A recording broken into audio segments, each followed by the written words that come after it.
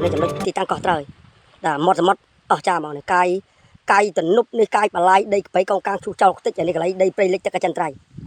បាទកន្លែងព្រែកខាងនោះមួយទៀតព្រែកឥឡូវមកកាយព្រែកកន្លែងទំនីមកនេះទឹកពងហូរបាទនេះព្រែកសមុទ្រនេះសមុទ្រនេះឈូសកងកាងប្រលុំចោលអស់លីងកងកាងនេះបាសជើងបាសដៃអស់លីងពលរដ្ឋកើតឆ្ងល់រឿងឈូសឆាយដីព្រៃលិចទឹកអចិន្ត្រៃយ៍លាតសន្ធឹងលើឆ្នេរសមុទ្រអាជ្ញាធរមូលដ្ឋានថាជាប់ពាក់ព័ន្ធជាមួយអង្គការស្រីចន្ទថនតែអង្គការបដិសេធថាពុំបានដឹងនិងមិនពាក់ព័ន្ធដីព្រៃលិចទឹកអចិន្ត្រៃយ៍ដែលជាទីជម្រកដល់ជីវៈចម្រុះនៅភូមិខ្សាច់ក្រហមឃុំជីខក្រោមស្រុកស្រែអំបិលខេត្តកោះកុងត្រូវបានគេឈូសឆាយកាយប្រឡាយលើកទំនប់លាតសន្ធឹងទៅដល់មាត់សមុទ្របើតាមលោកមេឃុំថាជាប់ពាក់ព័ន្ធជាមួយក្រុមហ៊ុន Jet អង្គការស្រីចន្ទថននាំឲ្យពលរដ្ឋកើតឆ្ងល់ថាជាគម្រោងអ្វីបានជាបំផ្លាញព្រៃឈើនៅជាប់មាត់សមុទ្រដែលគ្រប់គ្រងដោយគណៈកម្មាធិការឆ្នេរដូចនេះហើយមានការអនុញ្ញាតច្បាប់ឲ្យឈូសឆាយដែរឬទេលោកអាងទីមេឃុំជីខក្រោមបានឲ្យដឹងថាការឈូសឆាយខាងលើជាប់ពាក់ព័ន្ធជាមួយក្រុមហ៊ុន Jet អង្គការស្រីចន្ទថនធ្វើផ្លូវតែលោកពុំបញ្ជាក់អំពីច្បាប់អនុញ្ញាតឲ្យឈូសឆាយព្រៃនោះទេផ្លូវទៅធ្វើផ្លូវចូលទៅផ្លូវចោះទៅកោះខ្យងក្រុមហ៊ុន Jet ស្អីទេក្រុមហ៊ុន Jet ស្អីទេសុំមកអង្គការរៀងថនចំណែកអង្គការស្រីចន្ទថនបានឲ្យវ៉ាន់ប៉ោដឹងថាខ្លួនពុំបានដឹងនិងអត់ពាក់ព័ន្ធទេមានកោះមួយចំនួននៅក្បែរនោះប៉ុណ្ណោះដែលលោកកំពុងដាក់ពាក្យស្នើសុំធ្វើការអភិវឌ្ឍអូអត់ពាក់ព័ន្ធមួយបងឯអូន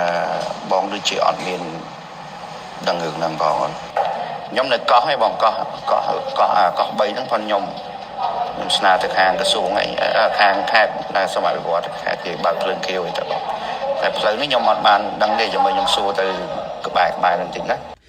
លោកជាច័ន្ទកញ្ញាអភិបាលស្រុកស្រែអំបិលពុំមានការបញ្ជាក់ទេលើករណីនេះបន្ទាប់ពីទទួលសារសំណួរហើយមិនតបវីដេអូឯកសារវ៉ាន់ប៉ុស្តិ៍ទទួលបានពីមន្ត្រីអង្គការសង្គមស៊ីវិលក្នុងស្រុកធ្វើកិច្ចការប្រចាំតំបន់នោះបានឲ្យដឹងថាទីតាំងខាងលើជាដីព្រៃលិចទឹកអចិន្ត្រៃយ៍និងជាជម្រកដល់ត្រីក្តាមបង្គាដែលអ្នកភូមិអាស្រ័យផលនេសាទពីយូរលង់ណាស់មកហើយយ៉ាងណាមិញបើធ្វើអ្វីមួយលើទ្រព្យសម្បត្តិសាធារណៈរបស់រដ្ឋដោយសម្ដៅទៅលើដីឆ្នេរព្រៃកោងកាងគួរតែលើកប៉ាណូឬក៏ប្រាប់ពលរដ្ឋឲ្យដឹងផងដើម្បីឲ្យអស់ឆ្ងល់និងដំណាភាពសុចរិតភាពថាតើយកទៅអភិវឌ្ឍអ្វីបម្រើប្រយោជន៍អ្វីមានច្បាប់អនុញ្ញាតត្រឹមត្រូវដែរឬទេ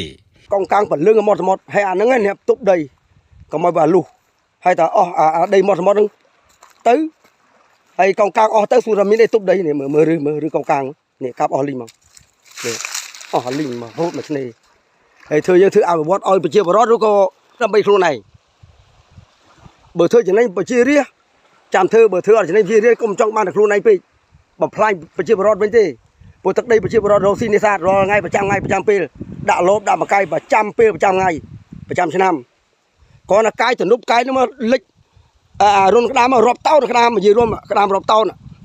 អាក្តាមធ្វើក្តាមអីគេនោះក្តាមទាគៀបក្រហមបាទបើតាមអនុក្រឹត្យលេខ98របស់រាជរដ្ឋាភិបាលត្រង់មាត្រា8បានចែងថាឆ្នេរនិងពាមសមុទ្រកំណត់ចម្ងាយ100ម៉ែត្រគិតពីមាត់ឆ្នេរនិងមាត់ពាមពេលទឹកចូលអតិបរមា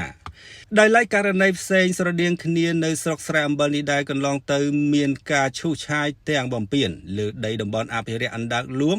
បំរុងយកទៅបម្រើដល់អាជីវកម្មឯកជនឈូសបានសម្រេចហើយក្រោយបែកធ្លាយព័ត៌មានក៏ហាក់ស្ងាត់ទៅវិញ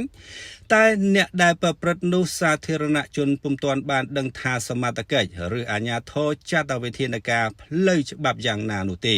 បានជាឈ្មួញខ្លះមានងារជាអង្គការនៅតែបន្តហ៊ានធ្វើមុនច្បាប់អនុញ្ញាតគ្រប់គ្រាន់ត្រឹមត្រូវនៅក្នុងដៃ